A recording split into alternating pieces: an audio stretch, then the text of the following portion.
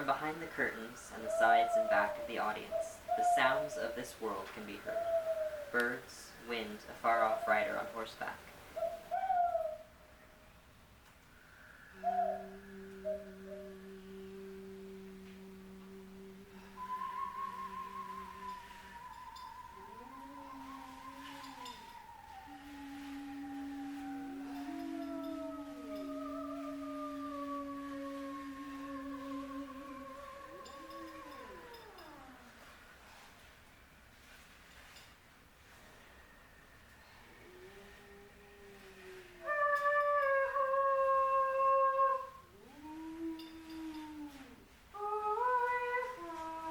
The sound starts almost inaudible, then builds to a crescendo.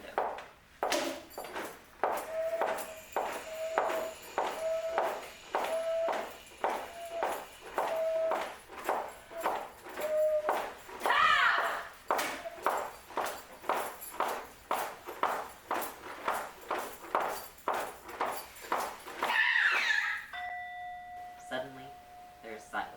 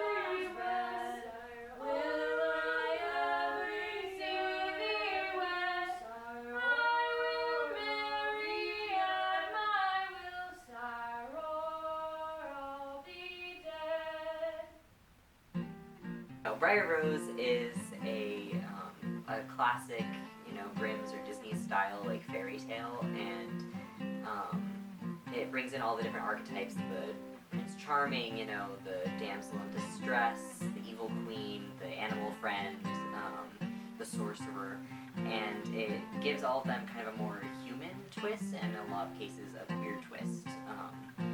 So it's the story of a princess who realizes that maybe they aren't a princess and they want to be something else. And it's the story of Prince Charming, who maybe doesn't want to just be the guy who marries the first princess that he meets and live his life like that. And it's the story of the evil queen, who is evil, but is evil for a reason and didn't just pop out of nowhere wanting to destroy everybody's lives, and who went through a lot of things herself, and of the sorcerer at a young age figuring out who she is, and the complexities of having magical powers and being different in many different ways. Every day you rise in darkness and you greet the morning sun, as it helps you watch your neighbors until all the work is done. So we started out the way that the whole process that originally started with viewpointing, and we did a couple different rounds of that throughout the early third of the rehearsal process, where I just kind of would give people, if they're in the ensemble, they'd be focusing on one of their ensemble parts usually, or just their character in general and building the world, and then I would create these playlists that had kind of an arc that was similar to the show, but using music that wasn't in the show. And we would just get out there and improv and kind of deepen the connections between the characters and stuff before we even got on stage, so we could really get that vibe going and kind of figure out what our chemistry as a cast was and establish that. And then we also did some specific gestural work, so we were coming up with character neutrals and stuff. I was taking a lot of elements from our freshman acting classes and using them, which I think was actually a really good idea, because we had super varied experience levels across the board. We had people who had never been in a show like this before. We had people who had been in normal shows but not in workshop shows. We had people who had been working professionally for years. It was a really cool mix of no experience whatsoever and like all the experience. And so we kind of went back to basics, and that ended up deepening it and kind of evening things out across the board for everybody. And then toward the end of the process, our advisors came in and gave us a bunch of notes, and suddenly the whole script shifted and we had new scenes and stuff, which was an interesting adventure because I think a lot of people hadn't realized that that was a possibility. We'd been like cutting and adding lines and stuff, but when we came in with scene 0 and smash scenes like 15 and 16 together and switched things up a little bit, that was like a huge earthquake in the world of the show. But I think that it really clarified things a lot, and it was so useful to be able to write a scene literally the day before we rehearsed it and just bring it in and slap it down and be like, let's see what happens, and build a scene like that and have instant feedback and instant view of it on stage. Because as a writer, often you're just in your room typing for however long, months, years, and you don't get to see it come to life. And that was so informative as a writer to literally come in as soon as I had written something and be like, does it work? And then to make it work. I mean, I love every cast that I've worked with. I think that that's kind of part of being a good director, is being able to fall in love not only with whatever show you have to work on, but whatever people you have to work with. But there's something really, really special about having a cast and a crew that was like 90% queer people and had so many trans people, people of all different like queer experience, and just being in a room together and knowing that we weren't going to have to fight to be heard about, you know, what we were comfortable doing or who we were at a base level or anything like that. It was assumed that you were queer, and it was assumed that was normal, and we all knew the kinds of questions to ask to make everybody comfortable. And I think that having that in a room is really, really unique, and it's something that most queer and especially trans performers just don't get to experience. So I was really grateful to have that because of the people that we were working with.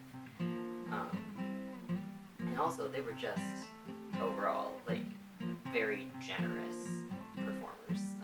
They still are. They're not dead. The show might not be happening, but I'm talking like everybody died. No, they're like some of the most like generous and just like, let's go do this people that I've gotten to work with, which is kind of awesome as a creator. You know, because we were trying a lot of things that I had never tried before. I've never directed a full-length show that I'd also written, and so there was a lot of like switching hats constantly, and like, I don't know if this is gonna work, let's try it. And they never said no. They never were like, I don't know how I'm gonna do this, or I don't really want to try this. They just went for it. And that was amazing, because it was so easy then to see what did work and what didn't work, and sometimes they would make something work even where it didn't seem like it should. And yeah, like they were just so open and so forgiving and so present in the moment. And even though, you know, it was a wild time even leading up to like the coronavirus, everybody's lives fell apart 1,000 times over the course of the process, but they would still show up and they would still do the work and give so much of themselves. And that's like a huge gift to be given as a director. I think that BriarRose, first and foremost, is a story about being yourself, but not only being yourself, it's a story about finding the people you can be yourself with. And that goes double for this show specifically, because not only is it the story about that, but it's also in rehearsals and in a performance space, hypothetically, about finding people in real life and through the story that you can be yourself.